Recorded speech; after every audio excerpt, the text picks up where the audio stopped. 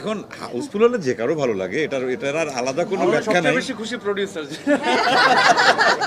এই প্রথম আমার যে প্রডিউসার বুড়িগঙ্গা টকিজের যিনি চেয়ারম্যান, একটু একটু দেখি আমরা তাকে। সে নিজের টিকিট কেটে আমাকে সিনেমা দেখিয়েছে। উপস্থিত আমার ডিরেক্টরের ওয়াইফ আর কি, তিনি শর্মিলা।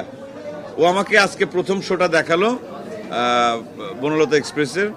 টিকিট আমরা পেতাম না আসলে, কোথাও নাই, টিকিট নাই আসলে, সত্যি কথা। এবং কালকে রাত থেকেই সার্ভার ডাউন। আমার ছেলে অনেক রাত পর্যন্ত চেষ্টা করেছে। আসলে সবাই মিলে একসাথে তো আমরা দেখতেই চাই, কিন্তু এতগুলো টিকিট ম্যানেজ করাটাই খুব কঠিন কাজ।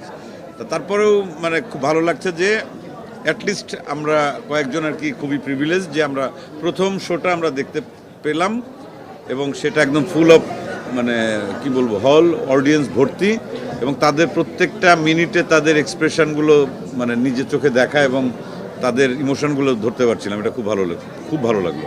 এখন হাউসফুল হলে যে কারো ভালো লাগে, এটার আর আলাদা কোনো ব্যাখ্যা নাই। বেশি খুশি প্রোডিউসার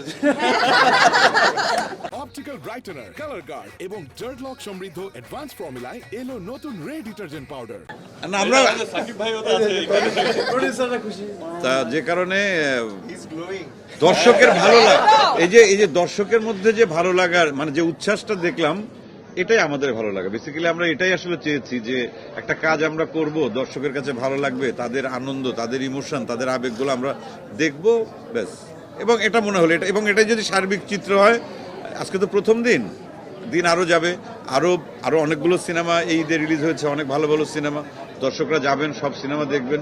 প্রত্যেকটা সিনেমার জন্য আমাদের টিমের পক্ষ থেকে আমরা শুভকামনা জানাই, এবং সবগুলো সিনেমায় দর্শকরা এসে দেখুন।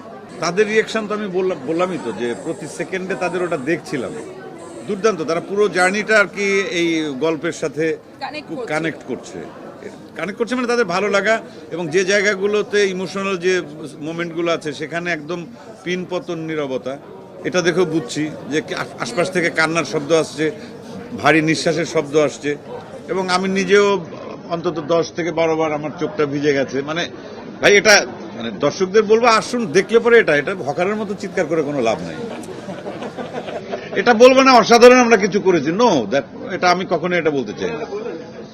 এটা কেন বলবো? এটা দর্শকের জন্য আমরা সর্বোচ্চ এফোর্ট দিয়েছি একটা কিছু করার জন্য, দর্শকের জন্য ভালো লাগে। আমি আজকে দর্শক হিসেবেই দেখেছি ছবিটা।